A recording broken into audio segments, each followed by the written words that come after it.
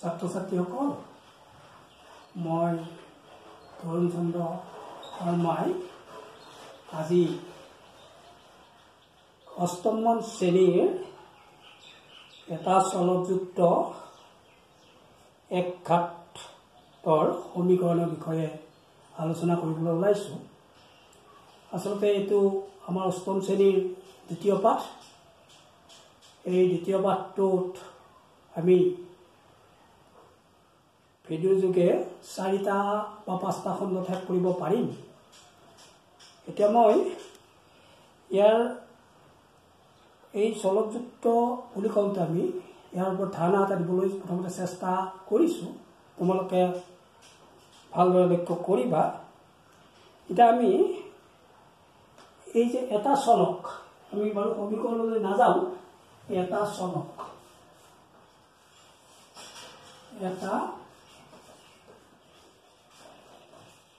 চলক, এটা চলক, এই এটা চলকৰ ওপৰত ক'ব যাওঁতে আমি চলক কি বস্তু বা চলকনো কি তাক আমি প্ৰথমতে জানি ল'ম। এতিয়া চলক বুলি কওঁতে আমি কি ক'ম যে আমি যদি ভাগ কৰি লওঁ এইটো এফালে যদি আমি চলক বুলি কওঁ চলক, আৰু এফালে যদি আমি ধ্ৰুৱক বুলি কওঁ, তেন্তে চলক বুলি ক'লে আমি কি বুজিম, তাৰ এটা নিৰ্দিষ্ট মান নাথাকে। কিন্তু ধ্ৰুৱক বুলি ক'লে আমি জানিম এটা নিৰ্দিষ্ট মান থাকিব। এতিয়া ঘটনা হ'ল চলক। এতিয়া আমাৰ চলক বুলি ক'লে আমি যদি কওঁ মোৰ এক্স, এইটো এক্স বুলি যদি আমি বিবেচনা কৰোঁ, এক্সৰ মান আমি ক'ব নোৱাৰিম। এক্সৰ মানটো আমি ক'ব নোৱাৰিম। এক্সৰ মান কি ল'ব পাৰে, 1 ল'ব পাৰে, 2 ল'ব পাৰে, 0 ল'ব পাৰে, -1 ল'ব পাৰে, -2 ল'ব পাৰে, -3 ল'ব পাৰে। ঠিক এনেকুৱা বিভিন্ন কথা ল'ব পাৰে। এতিয়া আমি ধ্ৰুৱক বুলি কওঁতে আমাৰ যেনে 6, 7 এইবিলাকৰ মান আমি গম পাওঁ, এই ধ্ৰুৱক। এতিয়া আমি যদি ইয়াত চলকৰ ক্ষেত্ৰত এক্স বুলি নকওঁ, আমি ৱাই বুলি ক'ব পাৰোঁ, জেড বুলি ক'ব পাৰোঁ, আৰু ঠিক তেনেকৈ আৰু অজস্ৰ অসংখ্য আমি এই আমাৰ এনেকুৱা চলক আমি ল'ব পাৰোঁ, X Y Z P Q A B. আকৌ যদি আমি ধ্ৰুৱক বুলি কওঁ, এতিয়া আমি ইয়াতে চলকটো এও ল'ব পাৰোঁ, এৰ মানো বিভিন্ন হ'ব পাৰে। আকৌ যদি আমি সাধাৰণতে কৈ দিওঁ এ এটা ধ্ৰুৱক, বি এটা ধ্ৰুৱক, চি এটা ধ্ৰুৱক, পি এটা ধ্ৰুৱক, ঠিক তেনেকৈ ক'লে আমি এইটো গম পাওঁ যে ইয়াৰ এটা কনষ্টাণ্ট মান আছে, যিটো মান আমি খাটাংকি দিম তাৰমানে। তাৰমানে 6 বুলি ক'লে আমি 6, ঠিক এ ধ্ৰুৱক বুলি ক'লে এ এটা ধ্ৰুৱক। কিন্তু চলক বুলি ক'লে এক যদি আমি চলক বুলি কওঁ, ইয়াৰ মান বেলেগ বেলেগ হ'ব। আমি যি ইচ্ছা তাকে ক'ব পাৰোঁ। মই কওঁ মোৰ জেপত এ টকা আছে, তেতিয়া তোমালোকে কিমান ক'বা, ক'ব নোৱাৰে। কোনোবাই ক'ব 7 টকা আছে ছাৰ, কোনোবাই ক'ব 8 টকা আছে ছাৰ, কোনোবাই ক'ব 10 টকা আছে ছাৰ, ঠিক তেনেকৈ ক'ব। কিন্তু মই যদি কওঁ মোৰ তাত 6 টকা আছে, অৰ্থাৎ এ মানে 6 আৰু কনষ্টেণ্ট বুলি কৈছোঁ মই, এইটো ধ্ৰুৱক, তেন্তে এইবিলাকো ধ্ৰুৱক হ'ব। এতিয়া মই আৰু বৰ বেছি দীঘল নকৰোঁ। এতিয়া আমি ৰাশি লৈ আহিম। ৰাশি, এইবিলাক এটা এটা ৰাশি হ'ব, এইটো এটা পদযুক্ত ৰাশি। এতিয়া এক্স প্লাছ 2 এইটো এটা ৰাশি। এইবিলাক ৰাশি x plus 2, 3x square plus 7 এইবিলাক হ'ল এটা এটা ৰাশি। এই ৰাশিবিলাক কি কৰিম, এই ৰাশিবিলাকক আমি কি কৰিম, এতিয়া এই ৰাশিবিলাকত এতিয়া আমাৰ চলক থাকিব পাৰে। যেনে এতিয়া এটা চলক আছে, ইয়াতো এটা চলক আছে, ইয়াতো এটা চলক আছে, কিন্তু চলকটো কি এঘাত নহয়, কিন্তু এইটো দ্বিঘাত। এইটোৰ ঘাত হ'ল 1, একো নাই মানে 1, এইটো ঘাত হ'ল 1। এতিয়া আমাৰ এটা চলকযুক্ত, এটা চলক, এটা চলক, এটা চলক। আমি যদি কওঁ 3x plus 2y, এইটো দুটা চলক হ'ব।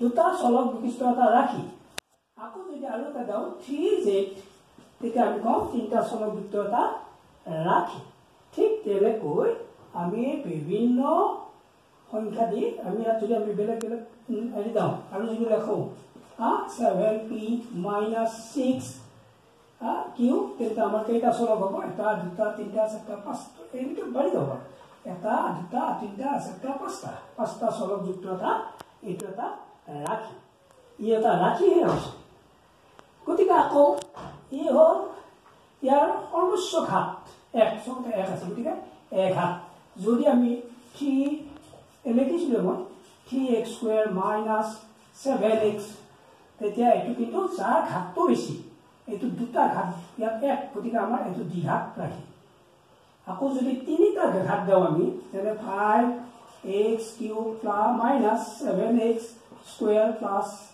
8 ই এটা ত্ৰিঘাত তিনি ঘাত ইয়াৰ সৰ্বোচ্চ ঘাতটো হ'ল 3 গতিকে ই এটা ত্ৰিঘাত বিশিষ্ট এটা ৰাখি ই এটা বীজগণিতীয় আমি ৰাখি বুলি কম হে আমি ৰাখিৰ সম্পৰ্কে আমি কলো ঘাতৰ সম্পৰ্কে কলো এইটো 2 ঘাত এইটো 3 ঘাত এইটো হ'ল 1 ঘাত গতিকে আমি এনেকৈ ৰাখিৰ সম্পৰ্ক আমি কলো গতিকে ইয়াৰ পিছত আমি কম যদি যেহেতু এইটো 2 ঘাত এইটো 1 ঘাত এইটো 3 ঘাত ইয়াৰ মাত্ৰা 1 ঘাত ৰাখি বিশিষ্টৰ মাত্ৰা ইয়াৰ মাত্ৰা তাৰমানে ইয়াৰ মাত্ৰা বুলি ক'ব ইয়াৰ মাত্ৰা এই ৰাখিটোৰ মাত্ৰা 1 এই ৰাখিটোৰ মাত্ৰা 2 এই ৰাখিটোৰ মাত্ৰা হ'ব কি 3 এইটো মাত্ৰাৰ কথাটো আমাৰ ইয়াত আহিব সমীকৰণৰ আগতে আমি ৰাখিৰ সম্পৰ্কে আলোচনা কৰিম আৰু এই ৰাখি সম্পৰ্কে আলোচনা কৰোঁতেই আমাৰ এই মাত্ৰাৰ কথাটো আহি যাব এতিয়া আমাৰ এই বীজগণিতীয় ৰাখিবিলাকক আমি ক্লাছ 7 পাইছিলোঁ আমি যদি সমতা চিন যুক্ত কৰোঁ সমতা চিন কৰি যিটো আমি সমস্যা সমাধানত আহিব এই সমস্যা সমাধান আহিব তেতিয়া আমাৰ কি আহিব সমীকৰণৰ গুচি যাব যেনে আমি যদি ইয়াত 3x + 2 = আমি যদি ইয়াত 7 বুলি লেখো তেতিয়া ই এটা সমীকৰণ হ'ব ই হ'ব এটা চলক ই এটা চলক ই হ'ব ধ্ৰুৱক ই এটা ধ্ৰুৱক আৰু এইটো হ'ব সমতাৰ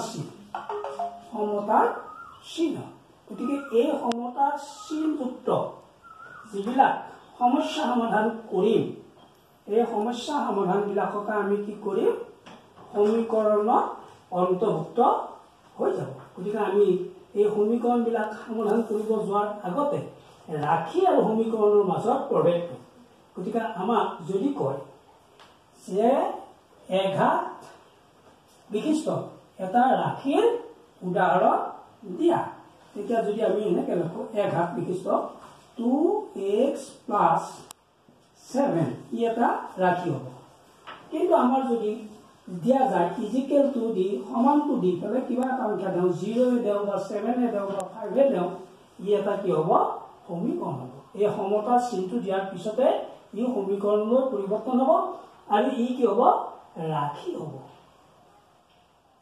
ইয়াত এই ৰাখিবিলাককো আকৌ ৰাখি মানে সমীকৰণৰ এনেকৈ সমতাৰ চিন দিয়াৰ পিছত আকৌ দুটা ভাগত ভাগ হয় এই সমীকৰণবিলাকত 1 ঘাত হ'লে এটা মান আমি পাম